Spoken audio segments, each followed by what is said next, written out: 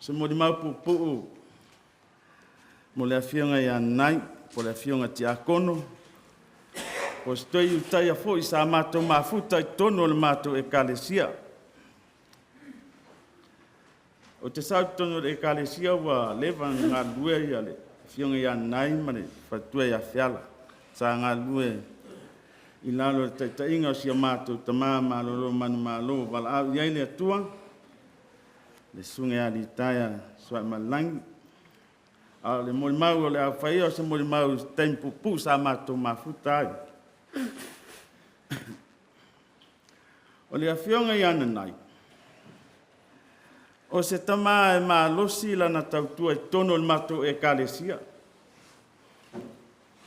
O te tonu foi o a inga i lau whaalongolongo atu i Molimau pe o nei ai le po ana po. Tar tono le luasfulu ono i le luasfulu iwa tau sanga. Talu ona tau avile la tofi te akono. Tamā matua, o se toi utai a foi o le mātou e kalesia, ma si o mātou pūlenga i titi. I le sailinga o se mātou awa of sosoani. O lana wha mālosi malona fina ngalo na maua ai se mālosi ma se tofinga wha awa o sosoani mo si o mātou au lotu. Na wha mālosi ai mā ua mane tinao ne ainga. I le mātou mawhtanga sa aduai, tu ua le mātou mawhtanga manai o mātou mātua wha leanganga, mālolo manu mālo. O na tatoe mai lea na o le afionga i ana nai, o ia o se toi utai o le ekalesia, o ia o se poutu toa, ma losi le vasenga o tiakonu. Awa o na nai, i whanotanga wha le ekalesia, a iaina nai i whanotanga a le ekalesia e whai i aso o le sauninga. Wa a toa foi tino wa atausi, wa tangata lava fon. Peo na iai Molimau ana po, e le mana amo me whai umi. O le saunoanga na nai eta, to ia. O le whai umi o mea nei o fonu, e vevesi ai, sa o le le. Sa whapena, o na ia, tu mau malosi, ilo na lofa le ekalesia. Moa lona whaavae whaapea le whaavae sa whaatuina. E whaatau ngofie, whaafai ngofie, whaasauloto. E pei ona tāua fwe nisi Molimau ana po. E musu tele to ina i mea e umi na whai, sa o lei. E sau noa lona nai se tūlanga e whaamausari, ai se ngā duenga o le ekalesia. E le to e foi nai. Mana o ana e fai loa. I tau sanga na vea ai o ia foi ma fai lau tusi. A o ngā lue wha fai lau tusi. Sa whea ngai ma whitai ngā luenga wha ale pūlenga. A le taimine na e whātasi uma mai e kalesia i varu vai taimina i tono sia mātou e kalesia. A wā lotu a whai ma tofinga. E whai foi o le tautua matavela ana nai.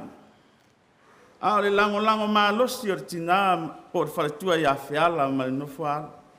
Whaftai whiala. A tono lau whautua lea na umi ai le soifua le au auna i ana nai. A whai matou lotu le asao tama. E maua lo le avanona nai e whai aisa na whawhetai. Whai lola na whawhetai i a whiala. E uma se whawhetai ia whiala. So o masana mawaenga ia whiala lava. O le mārio tangata. A tari e le mato au lotu. Ai a tiri ai na whao popo minuti ana nai. I sana tula i ai. E winga i nei vaenga o le mato mafutanga. O le tausanga na tea nei. Whanga solo ia Molimau o le funeral service ale sio mātou tamā malolo manu malo. Sa ia se Molimau se tina na whaia I lea po, I the family service. Ala to ina I lana witea. I luma lata fo ia I lumole. Wa umi ale Molimau along tua. Wala au atuana nai. Lava na, wa umalau taim. Sa alu te tari e sa ninga mwhapison. E sa o tangata o lava ina whaasau meri mea ele fo i e. E se le ita o Nanai, ai se me whai. Ai atu la e whai sana upu I asu sa o tama. O le umi ia. E ana E whaavivi inga o whiala. A lea o unone, o le whaatau te ka weito ina tui, I le tina. I le nā ua mawhitanga. O lea o te iroa, e toa tere o nauso manai on tua whawhine, o lo ngā lue e kāresia te tele. Ai nā o ia lava, e se maisi ana e kāresia lama o sā toi futa ina I Glen. Sa māsia si atu I le aso, I le whalemai I Waitakere, I le tausanga te nei, na wala au mai ai a le whanau.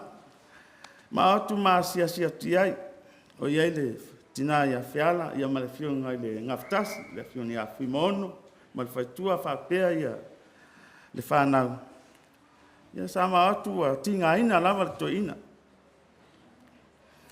Mātou tata noa, whai mātou loto. Nā lata loa na mao, musu atu loa lon taringa. Ma lo leon sa nai. Fa malos. Ua tu lata fa moe tato e kāresia. O le fa unga ma ua e avea mo whai whiau. Ae pula mai na nai mo whai mai. To ia, tala, o rua mana. Pau lava na o ana upun whai mai. Tālo whai, ua māri liu toa, ua maumawai au penga o le taua. Ia pau se toa, e tūlai se toa, I alom whanau whasino I anai, ma whiana. Sa Molimau pupu lea, whai ia o masui o si o mātou e kāresia. Le pa ia ia inga, le tina ma le whanau, ia. Ia iai le whire muma le anga lei o le tua, ia te utou. Ia le maa whanawhana o le alofa o tātou tua, mai se na ialum whanau, kids, grandchildren, let your father or your father, grandfather or your papa, let him go. Let him go to our God's house. He's waiting for him. It's a better place. It's a safe place for him. One day, we will meet him.